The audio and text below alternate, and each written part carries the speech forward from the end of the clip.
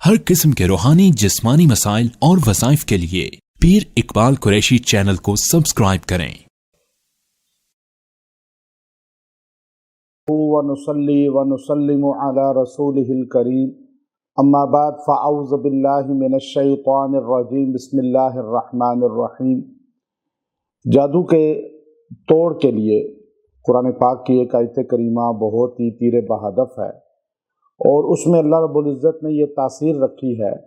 कि जो जादू करने वाला है उसको असल जाके वो हिट करती है। एक तो जादू कराने वाले पर आप अमल करेंगे, आप कोई वजीफ़ा पढ़ेंगे तो वो जो है आपका पीछा छोड़ दे, लेकिन एक है कि जो जादू कर रहा है या आपको नुकसान देना चाहता है या दे रहा है, उसको जाके जो है वो फ़ौरन हिट करेगी, उसे पकड़ेगी। उस आयत करीमा की बरकत से वो जादू करने वाला आपसे दूर हो जाएगा और असल जो माखज़ होता है वो जादू करने वाला होता है। जो जादू करा रहा है वो तो पैसे दे रहा है, वो तो जाके उसके पास बैठ रहा है और उससे अपने काम कराने के लिए उसे मुआवजा दे रहा है। और अगर आप जो है उसको गिरफ्त में करना चाहते हैं तो वो तो कमज़ोर आदमी है जादू करने वाला, लेकिन जादू कराने वाला जो असल कर रहा है, जो जादूगर है, वो असल में पावरफुल है और हर जादूगर का जादू असर भी नहीं करता। ये आज हमारे यहाँ एक चीज़ तो लोगों के जहनों में बैठ गई है कि ज़रा किसी ने तवीज़ लपेट दिया या दराज में से या तकिए में से निकल आया तो बंदा खौफज़दा हो जाता है, जादू हो गया, ये देखें तावीज़ आ गया। ये तावीज़ की कोई वैल्यू नहीं है, याद रखिएगा।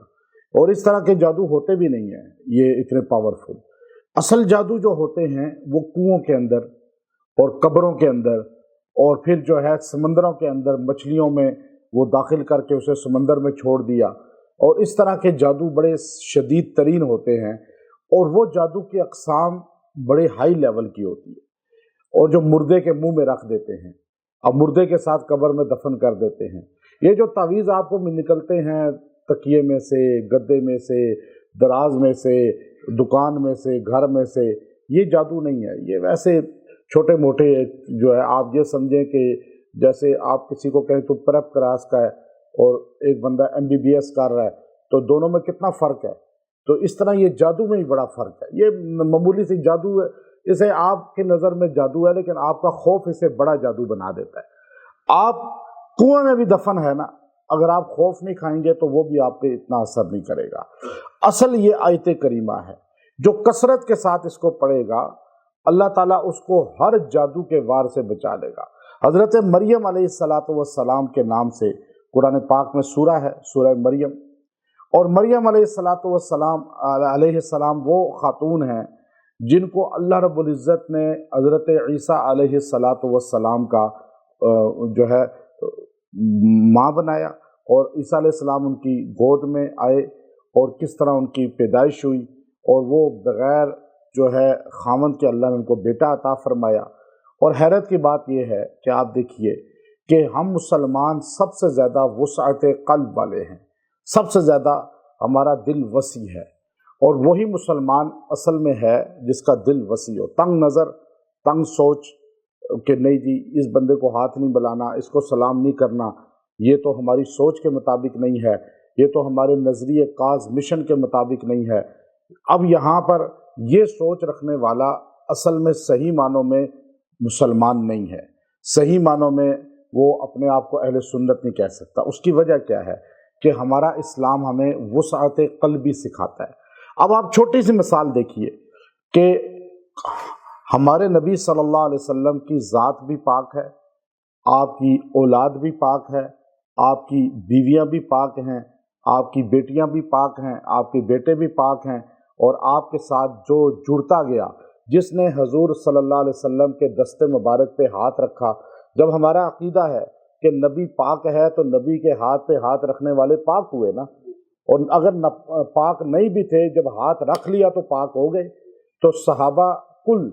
अहले बैत कुल हम पाक समझते हैं उनको, क्योंकि नबी के हाथ पे उनका हाथ जो आया बैयत हो गई। अब हजूर अलैहिस्सलातु वस्सलाम की वालदा भी पाक है, हजूर अलैहिस्सलातु वस्सलाम के वालिद भी पाक हैं, हजूर अलैहिस्सलाम की बीवियां भी पाक हैं, लेकिन किसी बीवी का नाम कुरान में नहीं, हालांकि पाक हैं। ان کی طہارت, ان کی پاکیزگی کا ذکر قرآن میں نہیں آیا. مولانا قاسم نانوتوی رحمۃ اللہ علیہ کو ایک بہت بڑے پادری نے یہ اعتراض کیا کہ آپ کے نبی کی ماں کو قرآن نے پاک نہیں کہا. ہمارے نبی عیسیٰ علیہ السلام کی ماں کو قرآن نے کہا وَأُمُّهُ صِدِّیقَةٌ, عیسیٰ علیہ السلام کی والدہ صدیقہ ہیں, یعنی پاک ہیں. تو حضرت مولانا قاسم نانوتوی رحمۃ اللہ علیہ نے فرمایا کہ دیکھو تمہارے نبی کی والدہ پر شک ہوا یہود کو, انہوں نے کہا نہیں یہ پاک دامن نہیں ہے, ان کا بغیر خاوند کے کیسے بیٹا پیدا ہو گیا. تو ہمارے قرآن نے اس کی پاکیزگی بیان فرمائی کہ نہیں وہ پاک دامن ہے. تو تمہیں تو ہمارا احسان مند ہونا چاہیے ہمارے نبی کا اور ہمارے قرآن کا, اور تم الٹا ہمیں کہہ رہے ہو کہ نہیں جی آپ اعتراض کر رہے ہو. اچھا اب یہ دیکھیے کہ ہمارے نبی کا کل گھرانہ پاک ہے, یارانہ بھی پاک ہے, ہمارے نبی کا ہر چیز پاک ہے, لیکن قرآن میں نام نہیں آیا ان کی والدہ کا, ان کی والد کا, ان کی بیوی کا, ان کی بیٹی کا. حالانکہ اگر فاطمہ رضی اللہ جنت کی عورتوں کی سردار ہیں, اب عائشہ صدیقہ رضی اللہ کے لیے 18 آیتیں قرآن کی اتری ہیں پاک دامنی کے لیے, لیکن نام پھر بھی نہیں آیا. اب حضرت مریم کا نام قرآن پاک میں آپ دیکھیے کہ اس قرآن کے اندر خالی حضرت مریم کا نام جو آیا ہے وہ 33 سے زیادہ مرتبہ آیا ہے, 35 مرتبہ تقریباً آیا ہے, اور 35 بار حضرت مریم کو اللہ نے ہمیں تعارف کرایا ہے. ہمارے نبی کی بیوی کا کوئی نام نہیں آیا. اب ہم مسلمان ہیں, ہم مسلمان تنگ نظر ہوتے تو ہم کہتے کہ ہمارے نبی کی بیوی کا یا ماں کا نام نہیں ہے تو عیسیٰ علیہ السلام کی والدہ کا نام کیوں ہو. ہم مریم علیہ السلام کا نام قرآن پاک میں کاٹنا چاہیں تو پھر بھی نہیں کاٹ سکتے. کیوں کہ ہمارا یقین عقیدہ ہے کہ قرآن یہی ہے اور اس قرآن میں کمی بیشی کرنے والا مسلمان نہیں رہتا. اب ہم قرآن میں حضرت مریم کو بار بار کہتے ہیں مریم مریم, اور حضرت مریم کو ادب سے نام لیتے ہیں, عزت سے لیتے ہیں, اور سورہ مریم پوری اتری ہے اور پھر بار بار ان کا نام آیا ہے. تو پتہ یہ چلا کہ مسلمان وہ ہوتا ہے جس کا دل بڑا ہو, وسیع ہو, اور وہ ہر ایک کے لیے اپنا دل بچھا کے رکھے, تنگ نظر نہ ہو. اور نہیں جی یہ تو میرے مسلک کا نہیں ہے, یہ تو میری سوچ کا نہیں ہے, یہ تو میرے عقیدے کا نہیں ہے. آپ کے نہیں بھی ہے عقیدے کا, آپ اس کے لیے ادب کا احترام. ابھی آپ یہ دیکھیے اس مریم سورہ میں سارے دجل فراڈ جو باطل کے ہیں وہ اللہ نے بیان کیے. اچھا اس میں ہر چیز کو بیان کیا, ساحر کے سحر کو بھی, اور کاہن کو بھی, کاذب کو بھی, آپ کو جھٹلانے والا, آپ کی غیبت کرنے والا, آپ کی اولاد کو بندش کرنے والا, آپ کی اولاد کو نہ ماننے والا, پھر بتوں کی عبادت کرنے والا. ابراہیم علیہ السلام کے والد کا ذکر کیا, اس کے بعد سارے نبیوں کا ذکر کیا, بہت سے نبیوں کا نام لیا اس کے اندر, اور پھر اس میں دھوکہ, فراڈ, جادو, ہر چیز کو اللہ نے بیان کر کے آخر میں ایک جملہ کہا هل تحس منهم من احد او تسمع لهم رکزا. یہ جتنے لوگ تھے جنہوں نے دھوکے دیے, فراڈ کیے, جنہوں نے جادو کیے, جنہوں نے غیبتیں کی, جنہوں نے نقصان دینے کی کوشش کی, آپ ذرا دیکھیں دائیں بائیں. هل تحس منهم من احد, آپ کو کوئی نظر آتا ہے ان میں سے, کہیں کوئی نظر آتا ہے, یا رکزا, یا اس کی کوئی بھنک آپ کو, کوئی اس کے نام نشان, کوئی اس کی تعریف, کوئی اس کی شان, کوئی عظمت, کسی نام سے اس کے شاہراہ, کسی اس کے نام سے آپ کو کوئی پارک, یا آپ کو جو ہے کوئی بڑا بلڈنگ نظر آتی ہو. جیسے آج کے دور میں آپ کو کوئی کہے کہ بتاؤ دنیا میں ابو جہل کے نام سے کوئی بلڈنگ ہے, کوئی پارک ہے, عتبہ شیبہ کے نام سے, ابو لہب کے نام سے, کون ہے جو اپنے بچوں کا نام یہ رکھنا چاہے, نمرود رکھنا چاہے, فرعون رکھنا چاہے, تو آج نہیں رکھ سکتے. کیوں کہ اللہ تعالیٰ نے فرمایا کہ ان لوگوں نے جو دھوکہ دیا, جو غلط کام کیے, تو اس کا نقصان یہ ان کو بھی ہوا اور تمہارے لیے بھی عبرت کا نشان بن گیا کہ وہ کام نہ کرو. هل تحس منهم من احد او تسمع لهم, یا تمہیں سنائی دیتی ہے کوئی ان کی آہٹ, کوئی بھنک کہ کوئی وہ لوگ تھے, یا ان کی کوئی تعریف کر رہا ہو. آج صحابہ کو, اہل بیت کو, آج اولیاء اللہ کو, آج ہمارے جو ہیروز ہیں بڑے, جنہوں نے پوری دنیا کے اندر اسلام کی تبلیغ کی, جہاد کیا, ان کے نام سے آپ کو جگہ جگہ کچھ نہ کچھ ملے گا, لیکن ان کا نام بالکل زمین کے اندر دھنس چکا ہے. اب یہ لوگ جو آپ پہ جادو کر رہے ہیں,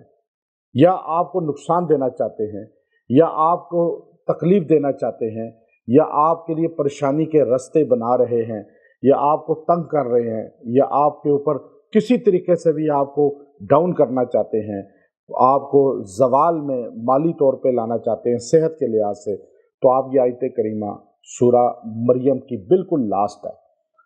سارے پڑھیے اس کو۔ حل تحس منہم من احد او تسمع لہم رکزا۔ اب آپ اس آیت کریمہ کو، جو آخری آیت ہے سورہ مریم کی، آپ اس کو 120 مرتبہ پڑھیں، روز 120 ٹائم اس کو پڑھیں، اور پڑھ کے آپ جو ہے اس کو ہاتھوں پہ دم کریں، اس طرح کر کے پوری باڈی پہ ہاتھ پھیر لیں اور یہ عمل روز کریں۔ آپ یہ عمل اگر ویسے کرتے رہیں گے تو آپ پر کوئی بندہ حاوی نہیں ہو سکے گا کسی لحاظ سے بھی، اور اگر آپ پہ جادو ہے یا کوئی آپ کا نقصان دے رہا ہے یا آپ کی رکاوٹیں لا رہا ہے تو آپ اس کو 21 دن تک یہ عمل کریں، انشاءاللہ وہ جڑ سے رکاوٹیں، جادو، ہر رکاوٹ، ہر بیماری پریشانی آپ سے دور ہو جائے گی، اور ان لوگوں کو نشان عبرت بنا دیا جائے گا اللہ کی طرف سے۔ نہ ان کا کوئی نام رہے گا، نہ ان کی کوئی علامت رہے گی، نہ ان کا جو ہے کوئی چرچا رہے گا، اور وہ بالکل خود بخود ڈاؤن ہو کے ختم ہو جائیں گے۔ تو اس آیت کریمہ میں اللہ نے بڑی تاثیر اور طاقت رکھی ہے۔ تو آپ جب بھی باطل کا سنیں، باطل کا میڈیا کا دور ہے، باطل کا خبر آ جاتی ہے، اس کا ذکر آ جاتا ہے، اس کا جب آپ اس کے بارے میں سنیں نا، چاہے اس کی تعریف سنیں چاہے اس کی تعریف نہ بھی ہو، اس کا کوئی نقصان ہو وہ آپ سنیں، تو آپ اس آیت کو ایک بار پڑھ لیا کریں، اللہ اس کو بھی نشان عبرت بنا دے گا۔ کوئی بھی باطل ہے، آج آپ کو ہر طرف نظر آئے گا باطل، تو آپ ایک بار کہا کریں حل تحس منہم من احد او تسمع لہم رکزا، بس اتنا کہہ دیں تو اللہ تعالیٰ ان کو بھی اسی طرح بالکل ختم کر دے گا اور ان کا نام اور نشان بھی مٹا دے گا۔ یہ اللہ رب العزت ہمیں قرآن میں خود ماضی کی چیزیں بتاتے ہیں۔ اللہ تعالیٰ ہمیں عمل کی توفیق دے۔ وآخر دعوانا ان الحمد للہ رب العالمین۔